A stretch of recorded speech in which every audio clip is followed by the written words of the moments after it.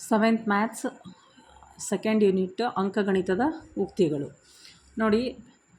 13 + 2 20 - 4 12 × 5 18 / 3 ಇಂತಹ ಗಣಿತ ಪದೋಕ್ತಿಗಳನ್ನು ನಾವು ಅಂಕಗಣಿತದ ಉಕ್ತಿಗಳು ಅಂತ ಹೇಳಿ ಕರಿತೀವಿ.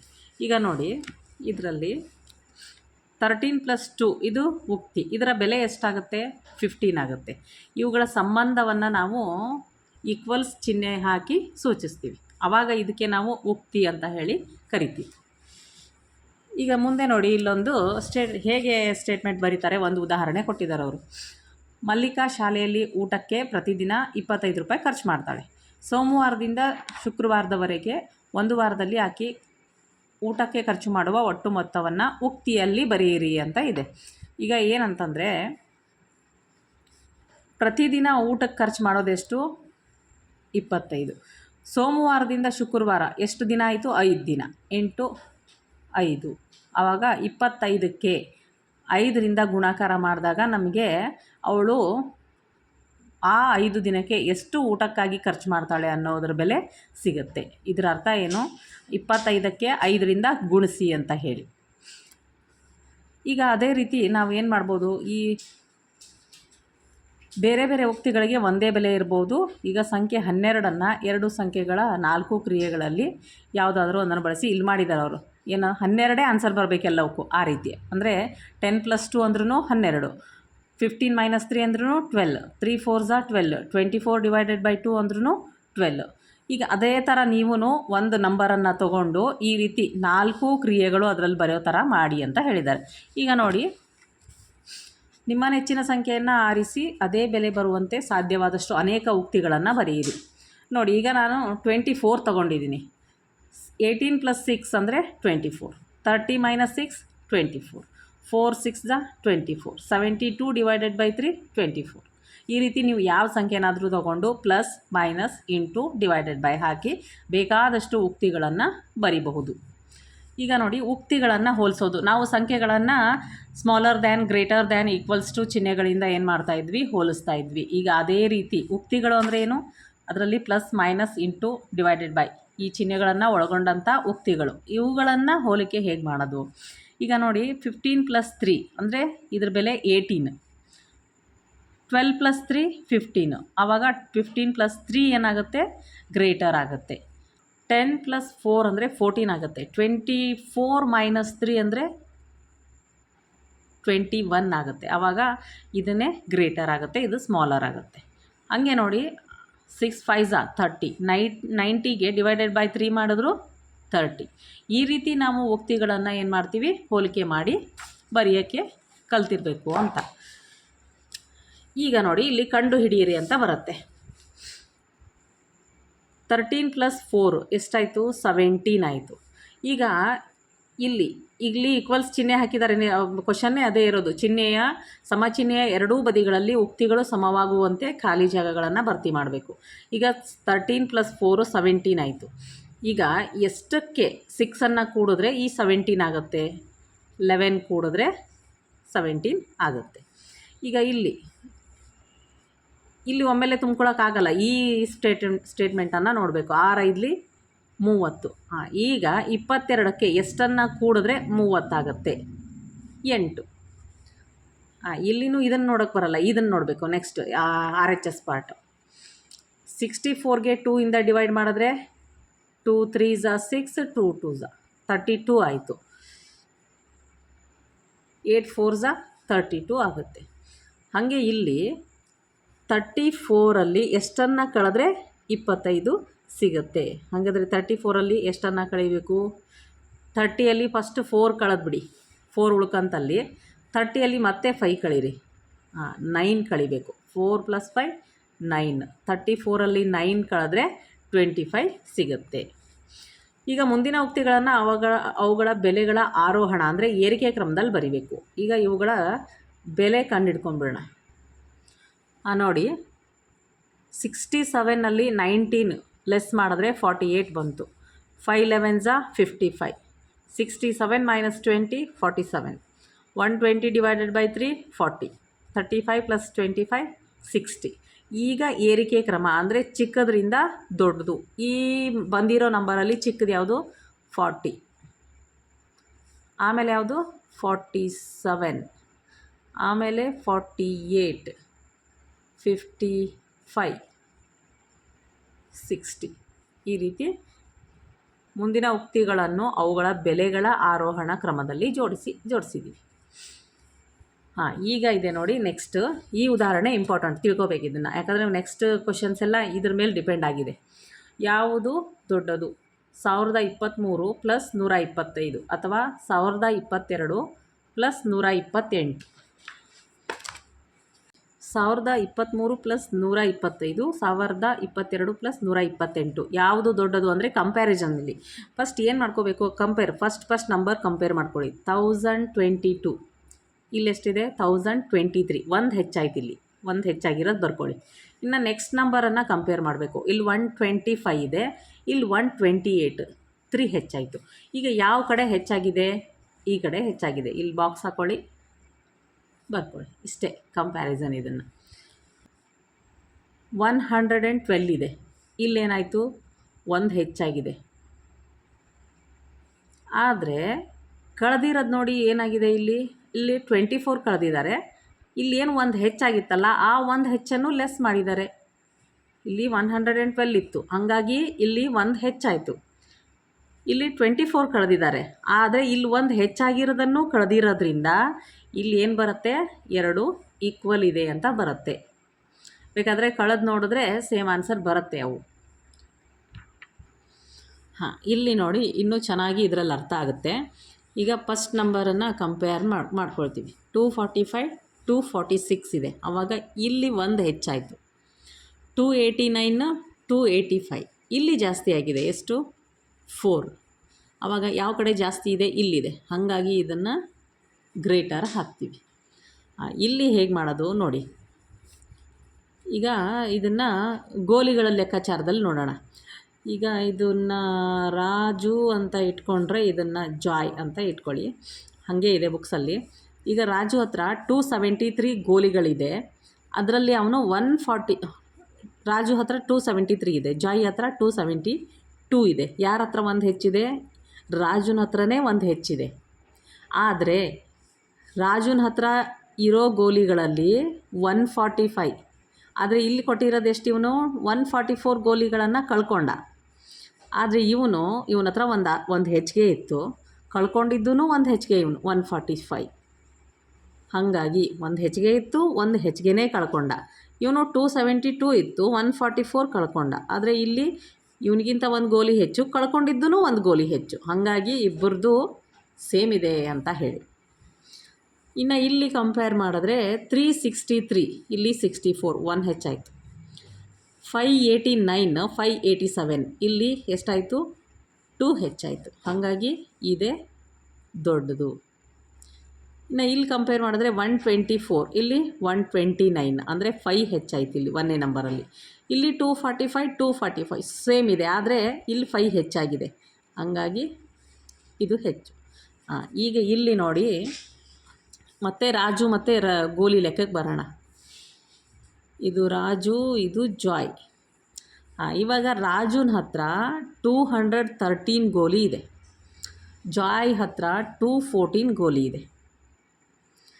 ಈಗ ಇವನ ಹತ್ರ, ರಾಜುನ ಹತ್ರ ನಾವು 213 ಗೋಲಿಗಳಲ್ಲಿ ಏನು ಮಾಡಿದ್ವಿ? 77 ಗೋಲಿ ತೊಗೊಂಡ್ವಿ. ಆದರೆ ಜಾಯ್ಗೆ ಕಂಪೇರ್ ಮಾಡಿ 213 ರಾಜುನ ಹತ್ರ ಇರೋದಕ್ಕಿಂತ ಇವನ ಹತ್ರ ಒಂದು ಗೋಲಿ ಹೆಚ್ಚಿದೆ. ಆದರೆ ಕಳ್ಕೊಂಡಿರೋದೆಷ್ಟು? ಇವನು 76. ನೋಡಿ, ಇವನು ಒಂದು ಹೆಚ್ಚಿಗೆ ಕಳ್ಕೊಂಡ. ಆಲ್ರೆಡಿ ಇವನ ಹತ್ರ ಒಂದು ಕಡಿಮೆ ಇತ್ತು, ಒಂದು ಹೆಚ್ಚಿಗೆ ಕಳ್ಕೊಂಡ. 2 ಲಾಸ್ ಆಯ್ತು ಇವನಿಗೆ. ಆದರೆ ಇವನಿಗೆ ಕಂಪೇರ್ ಮಾಡಿದ್ರೆ ಒಂದು ಗೋಲಿ ಹೆಚ್ಚೇ ಇದೆ, ಕಳ್ಕೊಂಡಿದ್ದು ಒಂದು ಗೋಲಿ ಕಡಿಮೆ ಇವನು. ಹಾಗಾಗಿ ಇನ್ನೂ ಒಂದು ಗೋಲಿ ಇವನ ಕಡೆ ಹೆಚ್ಚಿಗೆನೇ ಉಳ್ಕೊಂತು. ಹಾಗಾಗಿ ಇದರಲ್ಲಿ ಯಾರ ಹತ್ರ ಜಾಸ್ತಿ ಗೋಲಿಗಳಿದಾವೆ? ಈಗ ಜಾಯ್ ಹತ್ರ. ನೋಡಿ ಇನ್ನೊಂದು ಸಾರಿ ಅರ್ಥ ಮಾಡ್ಕೊಳ್ಳಿ. ರಾಜು ಹತ್ರ 213, ಜಾಯ್ ಹತ್ರ 214. ಆ ಲೆಕ್ಕದಲ್ಲಿ ಒಂದು ಗೋಲಿ ಜಾಯ್ ಹತ್ರ ಹೆಚ್ಚಿಗೆ ಇದೆ. ಇವನು ಕಳ್ಕೊಂಡಿರೋದೆಷ್ಟು? 77. ಇವನು ಕಳ್ಕೊಂಡಿರೋದು 76. ಅಂದರೆ ನೋಡಿ, ಇವನು ಇಲ್ಲಿ ಇವನ ಹತ್ರ ಒಂದು ಗೋಲಿ ಆಲ್ರೆಡಿ ಜಾಸ್ತಿ ಇದೆ, ಕಳ್ಕೊಂಡಿರೋದು ಒಂದು ಗೋಲಿ ಕಡಿಮೆ, ಅಂದರೆ 2 ಗೋಲಿ ಇನ್ನೂ ಉಳ್ಕೊಂತ ಇವನ ಹತ್ರ. ಇವನ ಹತ್ರ ಹಂಗಾಗಲಿಲ್ಲ, ಇದ್ದಿರೋದೇ 213 ಮತ್ತು 77 ಕಳ್ಕೊಂಡ. ಆವಾಗ ಜಾಸ್ತಿ ಗೋಲಿಗಳು ಜಾಯ್ ಹತ್ರನೇ ಉಳಿಯುತ್ತೆ. ಹಾಗಾಗಿ ಈ ರೀತಿ ಹಾಕ್ತೀವಿ. ನೆಕ್ಸ್ಟ್ ನೋಡಿ, ಸಂಕೀರ್ಣ ಉಕ್ತಿಗಳನ್ನು ಓದುವುದು ಮತ್ತು ಬೆಲೆ ಕಂಡು ಹಿಡಿಯುವುದು. ಇದರಲ್ಲಿ ಇಲ್ಲಿಗೆ ಬರುತ್ತೆ ಉದಾಹರಣೆ 4. ಮಲ್ಲೇಶ ಆಟದ ಮೈದಾನಕ್ಕೆ 30 ಗೋಲಿ ತರ್ತಾನೆ. ಅರುಣ ಪ್ರತಿ ಚೀಲದಲ್ಲಿ 4 ಗೋಲಿಗಳಂತೆ 5 ಚೀಲಗಳಲ್ಲಿ ಗೋಲಿಗಳನ್ನು ತಂದನು. ಮಲ್ಲೇಶ ಮತ್ತು ಅರುಣ ಎಷ್ಟು ಗೋಲಿಗಳನ್ನು ಆಟದ ಮೈದಾನಕ್ಕೆ ತಂದರು? ಈಗ ಇದಕ್ಕೆ ಉಕ್ತಿಯನ್ನು ಹೀಗೆ ಬರೆದ್ವಿ. ಏನಂತ? ಮಲ್ಲೇಶ ಆಟದ ಮೈದಾನಕ್ಕೆ 30 ತಂದ, ಅರುಣ ಪ್ರತಿ ಚೀಲದಲ್ಲಿ 4 ಗೋಲಿಗಳಿರುವಂತೆ 5 ಚೀಲಗಳನ್ನು ತಂದ. ಇದನ್ನು ಇಷ್ಟೇ ಬರ್ಕೊಂಬಿಟ್ರೆ ಮಕ್ಕಳಿಗೆ ಏನು ಗೊತ್ತಿರಲ್ಲ. ಆವಾಗ ಏನು ಮಾಡ್ಕೋಬೋದವು? 30 + 5 35 ಗುಣಿಸು 4. ಆವಾಗ 4 5 20ಕ್ಕೆ 0, ದಶಕ 2, 4 3 12, 13 14, 140 ಗೋಲಿ. ನಿಜವಾಗ್ಲೂ ಅಷ್ಟು ಇದೆಯಾ? ಇಲ್ಲ. ನೋಡಿ, 30 ಗೋಲಿ ತಂದರು ಪ್ಲಸ್ ಅರುಣ ಪ್ರತಿ ಈಗ ಎಷ್ಟು 5 ಚೀಲ, 5 ಚೀಲದಲ್ಲಿ 4 ಗೋಲಿ ಇದೆ.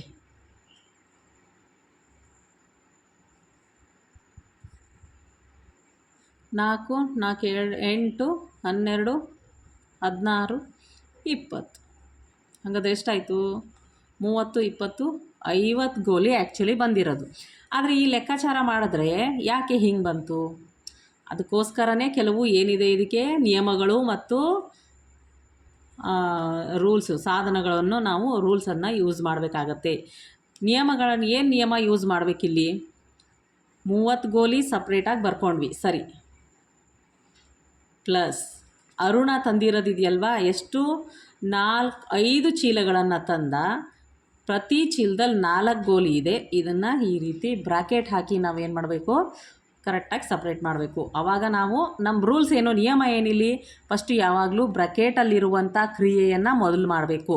ಈ 30ಯನ್ನು ಹಾಗೆ ಇಟ್ಕೋತೀವಿ, ಪ್ಲಸ್ 5 4 20, 20ಕ್ಕೆ 30ಕ್ಕೆ 20 ಕೂಡಿದ್ರೆ 50. ಇವಾಗ ಸರಿಯಾದ ಲೆಕ್ಕ ಬಂತು ನೋಡಿ. ಈ ರೀತಿ ನಾವು ಏನು ಮಾಡಬೇಕು? ಸ್ಟೇಟ್ಮೆಂಟನ್ನು ಹೇಳೋವಾಗ ಈ ರೀತಿ ಸಪ್ರೇಟಾಗಿ ಬ್ರಾಕೆಟ್ಗಳನ್ನು ಹಾಕೊಳ್ಳೋದ್ರ ಮೂಲಕ ನಿಯಮವನ್ನು ಅಪ್ಲೈ ಮಾಡಿ ನಾವು ಲೆಕ್ಕಾಚಾರ ಮಾಡಬೇಕಾಗತ್ತೆ. ನಾವು ಇದನ್ನು ಹಳೆ ಟೆಕ್ಸ್ಟ್ ಬುಕ್ಗಳಲ್ಲಿ ಬೋರ್ಡಮಾಸ್ ಪದ್ಧತಿಯಲ್ಲಿ ಕಲ್ತಿದ್ದೀವಿ. ಇದನ್ನು ಫಸ್ಟು ಬ್ರ್ಯಾಕೆಟ್ಸು, ಆಮೇಲೆ ಆಫು, ಈ ರೀತಿ, ಆಮೇಲೆ ಡಿವಿಷನ್ನು, ಮಲ್ಟಿಪ್ಲಿಕೇಷನ್ನು, ಸಬ್ಟ್ರ್ಯಾಕ್ಷನ್ನು, ಅಡಿಷನ್ ಅಂತ ಕಲ್ತಿದ್ದೀವಿ. ಅದನ್ನೇ ಈಗ ಇಲ್ಲಿ ಅವುಗಳನ್ನು ಯಾವುದು ಬೋರ್ಡಮಾಸ್ ಅಂತ ಹೇಳಿ ಡೈರೆಕ್ಟಾಗಿ ಹೇಳಲಾರ್ದೇ ಈ ರೀತಿ ಹೇಳಿ ಕೊಡ್ತಾಯಿದ್ದಾರೆ. ಆಮೇಲೆ ಇದರಲ್ಲಿ ಇನ್ನೂ ಒಂದು ಏನಂತಂದರೆ, ನಾವು ಡೈರೆಕ್ಟಾಗಿ ಲೆಕ್ಕ ಕೊಡ್ತಾಯಿದ್ರು, ಅವನ್ನ ಡೈರೆಕ್ಟಾಗಿ ಬಿಡಿಸ್ತಾಯಿದ್ವಿ. ಈಗ ಹಾಗಲ್ಲ. ಅದಕ್ಕೆ ನೀವು ಕಥೆನೂ ನೀವೇ ಬರೀಬೇಕಾಗತ್ತೆ. ಅಂದರೆ ಸ್ಟೇಟ್ಮೆಂಟ್ ಲೆಕ್ಕನೇ ನೀವು ಬರೀಬೇಕು. ಆ ರೀತಿ ಇದೆ ಇದು. ಉಕ್ತಿಗಳಲ್ಲಿ ಅದೇ ಆವರಣಗಳನ್ನು ಇಷ್ಟೇ ಇದರಲ್ಲಿ ತಿಳ್ಕೊಬೇಕಾಗಿರೋದು, ಏನು ಅಂತ ಏನು ಕಷ್ಟ ಇಲ್ಲ. ಈಗ ಇಲ್ಲಿ ನೋಡಿ, ಹಾಗೆ ಇರ್ಫಾನ್ 15ಕ್ಕೆ 1 ಬಿಸ್ಕೆಟ್ ಪುಟ್ಟಣ 56ಕ್ಕೆ 1 ಪ್ಯಾಕೆಟ್ ತೊಗರಿಬೇಳೆಯನ್ನು ಖರೀದಿಸ್ತಾನೆ. ಅವನು ಅಂಗಡಿಯವನಿಗೆ 100 ರೂಪಾಯಿ ಕೊಡ್ತಾನೆ. ಅಂಗಡಿಯವನಿಂದ ಇರ್ಫಾನ್ ಪಡೆಯುವ ಚಿಲ್ಲರೆಯನ್ನು ಲೆಕ್ಕ ಹಾಕಲು ಒಂದು ಉಕ್ತಿಯನ್ನು ಬರೆಯಿರಿ. ಈಗ ಅವ್ರು ಬರೆದಿದ್ದಾರಲ್ಲಿ 100 - 15 + 56 ಈ ರೀತಿ ಬರೆದ್ರೆ ಕರೆಕ್ಟಾಗಿ ಆನ್ಸರ್ ಸಿಗುತ್ತಾ? ನೋಡಿ, ಏನು ಸಿಗುತ್ತೆ? 100ಅಲ್ಲಿ 15 ಕಳೆದ್ವಿ, ಎಷ್ಟು ಉಳೀತು? 85 ಉಳೀತು. ಪ್ಲಸ್ 56 ಮಾಡಿದರೆ ಏನಾಗುತ್ತೆ? 151 ಸಿಗುತ್ತೆ ಆನ್ಸರ್. ಕರೆಕ್ಟಾ? ಹಾಗಾದ್ರೆ ಅದು ಅವ್ನು ಕೊಟ್ಟಿರೋದೇ 100 ರೂಪೀಸ್, ಅದರಲ್ಲಿ 15 56 ತೆಗಿಬೇಕು. ಯಾಕಂದರೆ ಅವನು ಅದಕ್ಕೆ ವಸ್ತುಗಳನ್ನು ಕೊಂಡ್ಕೊಂಡಿದ್ದಾನೆ. ಹಂಗಾರೆ ಹೇಗೆ ಮಾಡಬೇಕು ಇದನ್ನು? ಇಲ್ಲಿ ಕೊಡ್ತಾರೆ ನೋಡಿರಿ. 100 - 15 + 56 ಎಷ್ಟಾಗುತ್ತೆ? 100 - 71 ಕಳೆದ್ರೆ 29 ರೂಪೀಸ್ ವಾಪಸ್ ಪಡಿಬೇಕು. ಅದಕ್ಕೆ ಇಲ್ಲಿ ಬ್ರ್ಯಾಕೆಟ್ಸ್ ಯೂಸ್ ಮಾಡಬೇಕಾಗತ್ತೆ. ಹಾಗಾದರೆ ಈ ಉಕ್ತಿಗಳಲ್ಲಿನ ಪದಗಳನ್ನು ಹೇಗೆ ಕಂಡು, ಇದರಲ್ಲಿ ನೀವೆಷ್ಟೇ ಪದಗಳನ್ನು ಮಾಡಿ ಅದರಲ್ಲಿ ಇಂಪಾರ್ಟೆಂಟ್ ಯಾವುದು? ಪ್ಲಸ್ ಅನ್ನೋ ಒಂದು ಚಿಹ್ನೆ ಮಾತ್ರ. ಪ್ಲಸ್ ಚಿಹ್ನೆಗೆ ನಾವು ಪದಗಳನ್ನು ಸಪ್ರೇಟ್ ಮಾಡೋದು. ಬೇರೆ ಯಾವುದೇ ಚಿಹ್ನೆಗಳಿಗೂ ನಾವು ಅವುಗಳನ್ನು ಪದಗಳಂತ ಇದನ್ನು ಮಾಡಲ್ಲ. ನೋಡಿ, ಎಲ್ಲೆಲ್ಲಿ ಪ್ಲಸ್ ಕಾಣುತ್ತೋ ಅಲ್ಲಲ್ಲಿಗೆ ಅವು ಪದಗಳಾಗಿ ವಿಂಗಡಣೆ ಆಗ್ತವೆ. ಈಗ ಇಲ್ಲಿ ನೋಡಿ, 30 ಇದು ಒಂದು ಪದ, ಇಲ್ಲಿ ಪ್ಲಸ್ ಇದೆ. ಈ ಇಂಟು ಅನ್ನು ಇದನ್ನು ಮಾಡಲ್ಲ ನಾವು, ಇದನ್ನು ಪೂರ್ತಿ ಒಂದು ಪದ ಅಂತ ಹೇಳಿ ತೊಗೊತೀವಿ. ಎಲ್ಲಿ ಪ್ಲಸ್ ಇದೆಯೋ ಅದರ ನೆಕ್ಸ್ಟ್. ಹಾಗೆ ಇಲ್ಲಿ ನೋಡಿ, ಇದು ಇಲ್ಲದ್ರಲ್ಲಿ ಹಂಗಾದರೆ 30 + 5 × 4 2 ಪದ ಇದೆ. 30 ಅನ್ನೋದು ಒಂದು ಪದ, 5 × 4 ಅನ್ನೋದು ಒಂದು ಪದ. ಇಲ್ಲಿ ನೋಡಿ 12 + 7 2 ಪದಗಳಿದ್ದಾವೆ, ಯಾಕಂದರೆ ಪ್ಲಸ್ ಸಪ್ರೇಟ್ ಮಾಡುತ್ತೆ ಪದಗಳನ್ನು. 12 ಅನ್ನೋದು ಒಂದು ಪದ, 7 ಅನ್ನೋದು ಒಂದು ಪದ. ಈಗ ನೋಡಿ ಇಲ್ಲಿ 83 - 14 ಇದನ್ನು ಹೇಗೆ ಬರ್ಕೋತೀವಿ? ಪ್ಲಸ್ ಹಾಕಿಬಿಟ್ಟು -14 ಅಂತಂದರೆ ಏನು? 83ರಲ್ಲಿ -14 ಕಳೆಯೋದಂದ್ರೂ ಒಂದೇ, ಈ -14 ಪ್ಲಸ್ ಮಾಡಿಕೊಂಡು ಅದರಲ್ಲಿ -14 ಕಳೆಯೋದಂದ್ರೂ ಒಂದೇ. ಅಂದರೆ ಏನು? +14ರ ವಿಲೋಮ -14, -14ರ ವಿಲೋಮ +14, ಆ ರೀತಿ ಮಾಡ್ತೀವಿ. ಈಗ ವ್ಯವಕಲನ ಇದ್ದರೆ ಅವಾಗ ಏನು ಅಂತಂದರೆ ಅದನ್ನೇ ಇಲ್ಲಿ ಇದು ನೋಡಿ, ಇದು -18 - 3 ಇದ್ದರೆ ಇದನ್ನು ಏನು ಮಾಡ್ಕೊತೀವಿ ನಾವು? -18 ಒಂದು ಪದ, ಇದಕ್ಕೊಂದು ಬ್ರ್ಯಾಕೆಟ್ ಹಾಕೋತೀವಿ, ಪ್ಲಸ್ -3. ಇದನ್ನು ಈಗ ಲೆಕ್ಕಾಚಾರ ಮಾಡಿದ್ರೂ ನಮಗೆ ಆನ್ಸರ್ ಏನು ಬೇರೆ ಬೇರೆ ಬರೋದಿಲ್ಲ. ಈಗಿದ್ರ ಆನ್ಸರ್ ಏನು? -18 - 3 -21. ಇದ್ರದ್ದು ಆನ್ಸರ್ ಏನು? -21. ಹಾಗಾಗಿ ನಾವು ಪ್ಲಸ್ ಅಂತ ಹೇಳಿ ಹಾಕ್ಕೊಂಡು ಅವುಗಳನ್ನು ವಿಲೋಮಗಳನ್ನು ಬರ್ಕೊಂಡ್ರು ಇದು ಉತ್ತರ ಸರಿಯಾಗಿ ಬರುತ್ತೆ ಅಂತ ಹೇಳಿರ್ತ. ಈಗ ಇಲ್ಲಿ ಪದಗಳು ಎಷ್ಟಿದ್ದಾವೆ ನೋಡಿ, ಪ್ಲಸ್ ಎಲ್ಲಿದೆಯೋ ನೋಡ್ಕೋಬೇಕು. ಈ ಕಡೆದು ಒಂದು ಪದ +3, ಈ ಕಡೆ 3 ಒಂದು ಪದ, 2 ಪದಗಳಿದ್ದಾವೆ ಅದರಲ್ಲಿ. ಇಲ್ಲಿ ನೋಡಿದ್ರೆ ಇಲ್ಲಿ 2 + -10 ಅಂತ ಹಾಕೋತೀವಿ, ಪ್ಲಸ್ 4 × 6 ಇದು ಒಂದು ಪದ ಮಾಡ್ಕೊತೀವಿ. ಹಾಗಾಗಿ 2 - 10 4 × 6 ಅನ್ನೋ 3 ಪದಗಳಿದ್ದಾವೆ ಇಲ್ಲಿ. ಇಷ್ಟು ಉದಾಹರಣೆಗಳನ್ನು ನೋಡಿದ ಮೇಲೆ ಇದನ್ನು ನಾವು ಮಕ್ಕಳು ಈಸಿಯಾಗಿ ತುಂಬೋದು. ನೋಡಿ ಹೇಗೆ? 13 ಪ್ಲಸ್ ಹಾಕ್ಕೊಂಡು ಈ -2 ಇದರಲ್ಲಿ ಬಂತು, +6 ಸರಿ ಆಯಿತು. 5 + 6 × 3 ಇದರಲ್ಲಿ ಏನಾಗುತ್ತೆ? 5 ಅನ್ನೋದು ಒಂದು ಪದ, 6 × 3 ಅನ್ನೋದು ಒಂದು ಪದ. ಇಲ್ಲಿ 4, ಆಮೇಲೆ +15, ಆಮೇಲೆ -9. ಹಂಗಾಗಿ 4, 15, -9 ಅನ್ನೋ 3 ಪದಗಳಿದ್ದಾವೆ. ಇಲ್ಲಿ ಬಂದರೆ 23 -2 × 4, ಆಮೇಲೆ +16. ಆವಾಗ ಇಲ್ಲಿ ಏನೇನು ಬರ್ತವೆ? 23 - 2 × 4 16 ಅನ್ನೋ 3 ಪದಗಳೇ ಇದ್ದಾವೆ ಇದರಲ್ಲಿ. ಈಗ ಇಲ್ಲಿ 28 + 19 + -8, ಆವಾಗ 28 19 -8 ಅನ್ನೋ 3 ಪದಗಳು ಸಿಗ್ತವೆ. ಇನ್ನು ಅದಲು ಬದಲು ಮಾಡುವುದು ಮತ್ತು ಗುಂಪು ಮಾಡುವುದು, ಇವುಗಳನ್ನು ನಾವು ಹಿಂದಿನ ತರಗತಿಯಲ್ಲಿ ಸಂಕಲನದ ಪರಿವರ್ತನೆಯ ನಿಯಮ, ಗುಣಾಕಾರದ ಪರಿವರ್ತನೆಯ ನಿಯಮ, ಸಂಕಲನದ ಸಹವರ್ತನೆಯ ನಿಯಮ, ಗುಣಾಕಾರದ ಸಹವರ್ತನೆಯ ನಿಯಮ ಅಂತ ಕಲ್ತಿದ್ದೀವಿ. ಇಲ್ಲಿ ಅದೇ ವರ್ಡ್ಗಳನ್ನು ಕೊಡ್ತೆ ಅದಲು ಬದಲು ಮಾಡುವುದು ಮತ್ತು ಗುಂಪು ಮಾಡುವುದು ಅಂತ ಹೇಳಿ ಕೊಟ್ಟಿದ್ದಾರೆ. ಅದು ನೆನಪಿತ್ತಂದರೆ ಇದರಲ್ಲಿ ಏನೂ ಇಲ್ಲ, ತುಂಬ ಈಸಿ. ನೋಡ್ರಿ, ಮಧು ಟೆರೆಸ್ನಿಂದ ಡ್ರೋನ್ ಹಾರಿಸುತ್ತಿದ್ದಾನೆ. ಡ್ರೋನ್ 6 ಮೀಟರ್ ಮೇಲಕ್ಕೆ ಹೋಗಿ ನಂತರ 4 ಮೀಟರ್ ಕೆಳಕ್ಕೆ ಬರುತ್ತದೆ. ಟೆರೆಸ್ನಿಂದ ಡ್ರೋನ್ನ ಅಂತಿಮ ಸ್ಥಾನ ಎಷ್ಟು ಎತ್ತರದಲ್ಲಿದೆ ಎಂಬುದನ್ನು ತೋರಿಸಲು ಒಂದು ಉಕ್ತಿಯನ್ನು ಬರೆಯಿರಿ. ಫಸ್ಟ್ ಏನಾಯಿತು? ಡ್ರೋನು 6 ಮೀಟರ್ ಮೇಲಕ್ಕೆ ಹೋಗಿ ನಂತರ 4 ಮೀಟರ್ ಬಂತು. ಆವಾಗ 6 - 4 = 2 ಮೀಟರ್ ಎತ್ತರದಲ್ಲಿದೆ ಅಂತ ಹೇಳಿ ಬರಿತೀವಿ. 6 + -4 2. ಈ ಪದಗಳನ್ನೇ ನಾವು ಅದಲು ಬದಲು ಮಾಡಿದ್ವಿ. ಅಂದರೆ ಫಸ್ಟಿಗೆ -4 ಹಾಕ್ಕೊಂಡು ಆಮೇಲೆ 6 ಹಾಕ್ಕೊಂಡು ಲೆಕ್ಕಾಚಾರ ಮಾಡಿದ್ರೂ ಕೂಡ ಆನ್ಸರ್ ಸೇಮ್ ಬರುತ್ತೆ. ಇದನ್ನು ನಾವು ಹಿಂದಿನ ತರಗತಿಯಲ್ಲಿ ಸಂಕಲನದ ಪರಿವರ್ತನೆಯ ನಿಯಮ ಅಂತ ಹೇಳಿ ಕಲ್ತಿದ್ವಿ. ಹಾಗೆ ಇಂಗ್ಲೀಷ್ನಲ್ಲಿ ಹೇಳೋದಾದರೆ ಕ್ಲೋಜರ್ ಲಾ ಅಥವಾ ಕ್ಲೋಜರ್ ಪ್ರಾಪರ್ಟಿ, ಆಮೇಲೆ commutative property, associative property, distributive property ಅಂತ ಹೇಳಿ ಕಲ್ತಿದ್ವಿ. ಅದೇ ಇಲ್ಲಿ ವಾಪಸ್ ರಿಪೀಟ್ ಆಗಿರೋದು ಅಷ್ಟೇ. ಈಗ ಇದು ನೋಡಿ, ಒಂದನೇದು ಇದು ಕಮ್ಯುಟೇಟಿವ್ ಪ್ರಾಪರ್ಟಿ. ಯಾವುದೇ 2 ಸಂಖ್ಯೆಗಳ ಸ್ಥಾನಗಳನ್ನು ಅದಲು ಬದಲು ಮಾಡಿ ಕೂಡಿಸಿದ್ರೂ ಕೂಡ ಆನ್ಸರ್ ಏನು ಸಿಗುತ್ತೆ? ಸೇಮ್ ಸಿಗುತ್ತೆ ಅನ್ನೋದಷ್ಟೇ. ಈಗ ಹಾಗೆ ಅಸೋಸಿಯೇಟಿವ್ ಅಂದರೆ ಸಹವರ್ತನೀಯ ನಿಯಮ ಅಂತ ಹೇಳಿ, ಅಂದರೆ ಗುಂಪು ಮಾಡೋದು. ಇಲ್ಲಿ ಬರುತ್ತೆ, ಅದು ಇಲ್ಲಿ ಬರುತ್ತೆ, 3 ಪದಗಳು ಬೇಕು ಇದರಲ್ಲಿ. ಈಗ ನೋಡಿ, -7 +3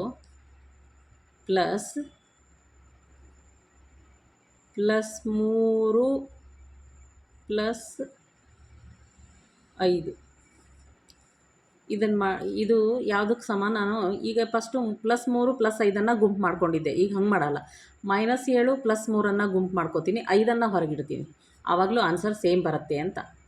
-7 +3 ಇವೆರಡನ್ನು ಒಂದು ಗುಂಪು ಮಾಡಿಕೊಂಡು +5 ಹೊರಗಡೆ ಹಾಕ್ತೀನಿ. ಇದನ್ನು ಬಿಡಿಸಿದ್ರು ಆನ್ಸರ್ ಸೇಮ್, ಇದನ್ನು ಬಿಡಿಸಿದ್ರು ಆನ್ಸರ್ ಸೇಮ್ ಬರುತ್ತೆ. ಇದೇ ಈಗ ಇಲ್ಲಿ ಏನು ಯಾವುದೇ ರೀತಿಯಲ್ಲಿ ಗುಂಪು ಮಾಡಿದ್ರೂ ಬೆಲೆ ಸೇಮ್ ಸಿಗುತ್ತೆ ಅನ್ನೋದಕ್ಕೆ. ಈಗ -7 ಹಾಗೇ ಇರಲಿ, ಪ್ಲಸ್ ಇವೆರಡನ್ನು +5 +3 ಎಷ್ಟಾಯಿತು? +8 ಸಿಕ್ತು.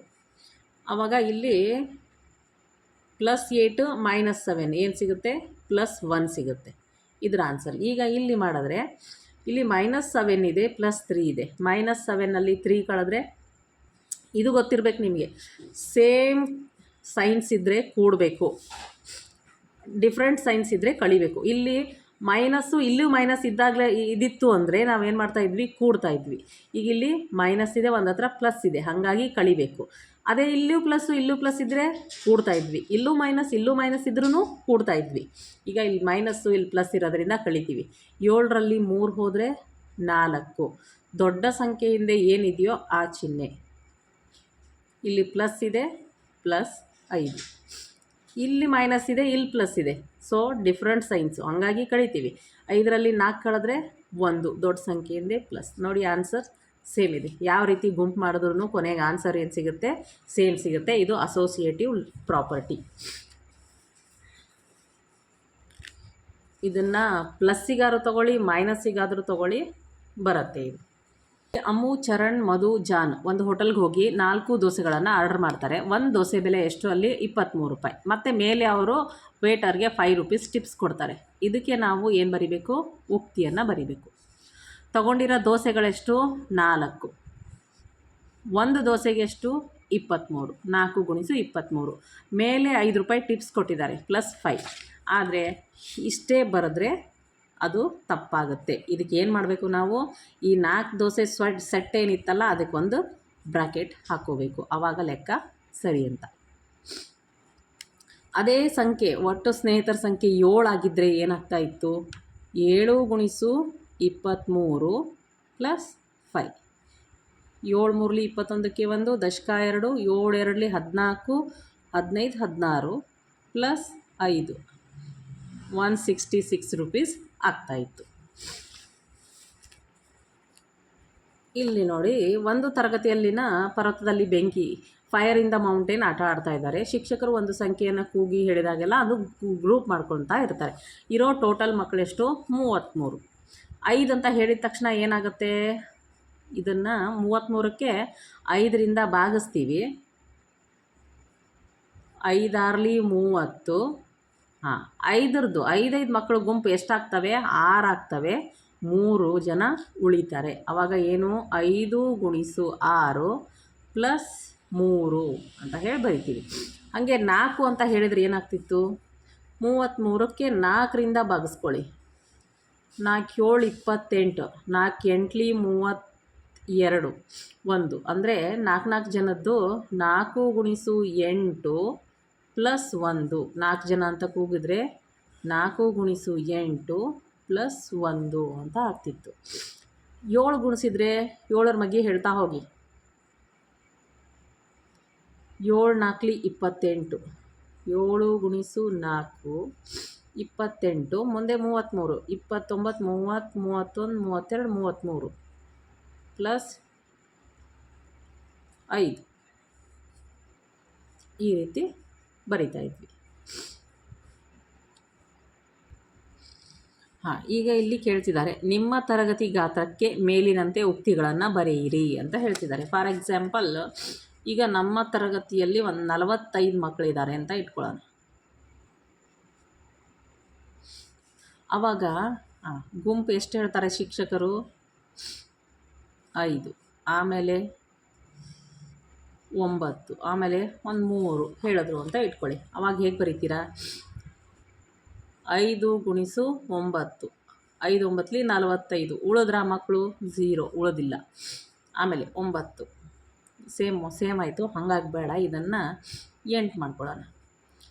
8 5 40. ಎಷ್ಟು ಮಕ್ಕಳು ಉಳಿದ್ರು? 5 ಮಕ್ಕಳು ಉಳಿದ್ರು. ಅಂದರೆ 8 8ರದ್ದು 5 ಗ್ರೂಪ್ ಆಯಿತು. 5 5 ಮಕ್ಕಳ ಗುಂಪು 9 ಆಯಿತು. ಈಗ 3 ಮಕ್ಕಳ ಗುಂಪು. 3 1 3 3 3 5 15 ಗುಂಪಾಯಿತು. ಆದರೆ ಮಕ್ಕಳು ಉಳಿದಿಲ್ಲ. ಹಾಗೆ ಈಗ ಫಾರ್ ಎಕ್ಸಾಂಪಲ್ 7 ಹೇಳಿದ್ರು ಅಂತಂದರೆ 7 5 35, 7 6 42. 7 ಗುಣಿಸು 6, 6 ಗುಂಪಾಗುತ್ತೆ, 42. 3 ಮಕ್ಕಳು ಉಳಿತಾವೆ. ಹೀಗೆ ಹಿಂಗೆ ಮಾಡ್ಕೊಂಡು ಹೋಗೋದು. ನೆಕ್ಸ್ಟ್ ಇದೆ ನೋಡಿ, ರಘು ಸಗಟು ಮಾರುಕಟ್ಟೆಯಿಂದ 100 ರೂಪಾಯಿ 100 kg ಅಕ್ಕಿಯನ್ನು ಖರೀದಿಸಿ ಮಾಡಿ 2 kg ಅಂತೆ ಪ್ಯಾಕೆಟ್ಗಳನ್ನು ಮಾಡ್ತಾನೆ. ಅವನ ಬಳಿ ಈಗ ಆಲ್ರೆಡಿ 2 kgಯ 4 ಪ್ಯಾಕೆಟ್ಗಳಿದ್ದಾವೆ. ಈಗ ಅವನ ಬಳಿ ಇರುವ 2 kg ಅಕ್ಕಿ ಪ್ಯಾಕೆಟ್ಗಳ ಸಂಖ್ಯೆಗೆ ಉಕ್ತಿಯನ್ನು ಬರೀರಿ ಅಂತ ಹೇಳಿ. ಆಲ್ರೆಡಿ ಅವನ ಹತ್ರ ಎಷ್ಟಿದ್ದಾವೆ? 2 kgಯ 4 ಪ್ಯಾಕೆಟ್ ಇದ್ದಾವೆ. ಪ್ಲಸ್ ಮತ್ತೆ 100 kg ತೊಗೊಂಡು ಬಂದು ಅವನನ್ನು 2 kg ಅಂತೆ ಪ್ಯಾಕೆಟ್ ಮಾಡ್ದ. ಇದು ಉಕ್ತಿ ಬರಿಬೇಕಾಗಿರೋದು. ಆವಾಗ ಇದರಲ್ಲಿ ಪದಗಳೆಷ್ಟು? 4 ಅನ್ನೋದು ಒಂದು ಪದ, 100/2 ಅನ್ನೋದು ಒಂದು ಪದ. ಹಾಗೆ ನೋಡಿ, ಕಣ್ಣನ್ನು ಇಲ್ಲಿದೆ. ಕಣ್ಣನ್ನು 1 ರೂಪಾಯಿ ಮತ್ತು 5 ರೂಪಾಯಿಯ ನಾಣ್ಯಗಳು ಮತ್ತು 10 ರೂಪಾಯಿ 20 ರೂಪಾಯಿ 50 ರೂಪಾಯಿ ಮತ್ತು 100 ರೂಪಾಯಿಯ ನೋಟುಗಳನ್ನು ಬಳಸಿಕೊಂಡು ಅಂಗಡಿಯವನಿಗೆ 432 ಪಾವತಿಸಬೇಕಾಗಿದೆ. ಅವನು ಅದನ್ನು ಹೇಗೆ ಮಾಡಬಹುದು? ನೋಡಿ, ಎಷ್ಟು? 432 ರೂಪಾಯಿ ಕೊಡಬೇಕು.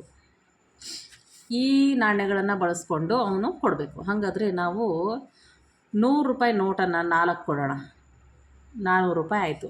ಇನ್ನು 30 ರೂಪಾಯಿ ಕೊಡೋಕ್ಕೆ 20 ರೂಪಾಯಿ ನೋಟಿದೆ, 10 ರೂಪಾಯಿ ನೋಟಿದೆ, ಆ ರೀತಿ ಕೊಡೋಣ. 1 ಗುಣಿಸು 20 ಪ್ಲಸ್ 1 ಗುಣಿಸು 10. ಇನ್ನು ಎಷ್ಟಾಯಿತು? 430 ಆಯಿತು. 2 ರೂಪಾಯಿನ ಪ್ಲಸ್ 1 ರೂಪಾಯಿ ಇದೆ, 1 ಗುಣಿಸು 2. ಈ ರೀತಿ ಕೊಡಬಹುದು. ಇದನ್ನೇ ಬೇರೆ ರೀತಿ ಮತ್ತೆ ಹೇಗೆ ಕೊಡ್ಬೋದು? ಬೇರೆಯವ್ರು ಬೇರೆ ಥರ ಕೊಡ್ತಾರೆ. ಆವಾಗ ಹೆಂಗೆ ಕೊಡ್ಬೋದು? ಈಗ 100 ರೂಪಾಯಿ 400 ಅಂತಂದು 50 ರೂಪಾಯಿ ಇದ್ವು. ಎಷ್ಟು ಕೊಡಬೇಕು 4ಕ್ಕೆ? 8 ಗುಣಿಸು 50, 400 ಆಯಿತು. ಪ್ಲಸ್ 30ಕ್ಕೆ 50 ರೂಪಾಯಿ ನೋಟಿದೆ, 50 ಮೈನಸ್ 20 ಹಿಂಗೆ ಕೊಡ್ಬೋದು. ಪ್ಲಸ್ 2ಏನಿದೆ 1 ರೂಪಾಯಿದು 2 ನೋಟ್ ಕೊಡ್ತಾರೆ. ಹೀಗೂ ಮಾಡ್ಬೋದು. ಮತ್ತೆ ಡಿಫ್ರೆಂಟಾಗಿ ಮಾಡೋಕ್ಕೆ ಸಾಧ್ಯ ಇದೆಯಾ? 432ಅನ್ನು ಬೇರೆಯವ್ರು ಮತ್ತೆ ಹೇಗೆ ಕೊಡ್ಬೋದು? 20 ರೂಪಾಯಿದು ಕೊಡ್ಬೋದಲ್ವಾ? 20 ರೂಪಾಯಿದು ಎಷ್ಟು ಕೊಡ್ಬೋದು? 20 × 20 400 ಸಿಕ್ತು. 30ಕ್ಕೆ ಏನು ಮಾಡ್ಬೋದು ಅವರು? 20 ಪ್ಲಸ್ 10 ಅಂತ ಕೊಡ್ಬೋದು.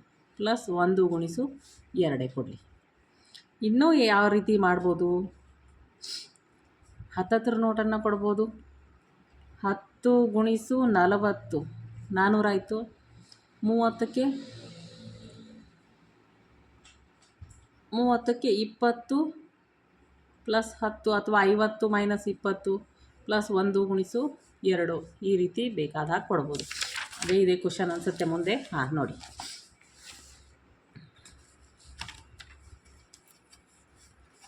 ಮೇಲಿನ 2 ಉಕ್ತಿಗಳಲ್ಲಿನ ಪದಗಳನ್ನು ಗುರುತಿಸಿ. ಇದರಲ್ಲಿ ಎಷ್ಟು ಪದಗಳು ಹಾಗಾದರೆ? 8 ಗುಣಿಸು 50 1 ಪದ, 1 ಗುಣಿಸು 10 1 ಪದ, ಆಮೇಲೆ 4 ಗುಣಿಸು 5 2 ಗುಣಿಸು 1. ಟೋಟಲ್ 4 ಪದಗಳಿದ್ದಾವೆ ಇದರಲ್ಲಿ. ಯಾರಿಗಾದರೂ 432 ನೀಡುವ ಇನ್ನೂ ಕೆಲವು ವಿಧಗಳ ಬಗ್ಗೆ ನೀವು ಯೋಚಿಸಬಲ್ಲಿರಾ? ಇಲ್ಲಿ ಹೇಳಿದೆ ನಾನು 4 ವಿಧಾನಗಳನ್ನು ಹೇಳಿದೆ. ಇನ್ನೂ ಬೇಕಾದಷ್ಟು ರೀತಿ ಕೊಡಬಹುದು. ಇನ್ನು ನೆಕ್ಸ್ಟ್ ಬರುತ್ತೆ 5 ಗುಣಿಸು 2, ಇದಕ್ಕೆ ಸರಿ ಹೊಂತು. ಈ 3 ಇಲ್ಲಿ. ಹಾಗೆ 2 4 6 8 10 ಆಯಿತು. ಪ್ಲಸ್ 3 ಟೋಟಲ್ ಎಷ್ಟಿದ್ದಾವೆ 13 ಅಂತ ಹೇಳಿ. ಹಾಗಾದರೆ ಉಕ್ತಿ ಯಾವ ಚಿತ್ರಕ್ಕೆ ಸರಿ ಹೊಂದುತ್ತೆ? ಈ ಚಿತ್ರಕ್ಕೆ ಹೊಂದಿಕೆ ಆಗುತ್ತೆ, ಈ ಚಿತ್ರಕ್ಕೆ ಹೊಂದಿಕೆ ಆಗಲ್ಲ. ಹಾಗಾದರೆ ಹಳದಿ ಮತ್ತು ನೀಲಿ ಚೌಕಗಳ ಸಂಖ್ಯೆ ಇದು ಬಳಸಿಕೊಂಡು ಬಲಬದಿಯ ಜೋಡಣೆಗೆ ಉಕ್ತಿ ಬರೀಬೇಕು. ಎಷ್ಟು ಪಟ್ಟಿ ಇದಾವೆ? ಇವು 2 ಪಟ್ಟಿ ಇದಾವೆ, ಸರಿ. ಹಳದಿವೆಷ್ಟಿದ್ದಾವೆ? 5. ನೀಲಿವೆಷ್ಟಿದ್ದಾವೆ? 3. ಅಂದರೆ 5 ಅಂದರೆ ಹಳದಿಯ 5 2 ಸಾರಿ, ಹಾಗೆ ನೀಲಿವು 3 2 ಸಾರಿ ಇದೆ ಅಂತ ಹೇಳಿ ಅರ್ಥ. 5 + 3 8, 8 2 16, ಇವು 16 ಇದ್ದಾವೆ. ಈ ರೀತಿ ನಾವು ಅಂದರೆ ಏನು, 5 + 3 5 ಯಾವುದು ಒಂದು ಪಟ್ಟಿನ ಕನ್ಸಿಡರ್ ಮಾಡಿಕೊಂಡು ಇದರಲ್ಲಿ ಎಷ್ಟಿದೆ? ಹಳದಿ 5 ಪ್ಲಸ್ ನೀಲಿ 3, ಇಂಥ ಪಟ್ಟಿ ಎಷ್ಟಿದ್ದಾವೆ? 2 ಇದ್ದಾವೆ. ಈ ರೀತಿ ಉಕ್ತಿಯನ್ನು ಬರೀತಾರೆ. ಅದನ್ನೇ ಏನು ಮಾಡಿದ್ರು ಇವರು? 5 + 3 ಅನ್ನೋದನ್ನು 2 ಸಾರಿ, 1 ಸಾರಿ 2 ಸಾರಿ, ಯಾಕಂದ್ರೆ 2 ಟೈಮ್ಸ್ ಅಂತ ಇಲ್ಲಿದೆ, ಹಾಗೂ ಬರ್ಕೋಬೋದು ಇಲ್ವಾ?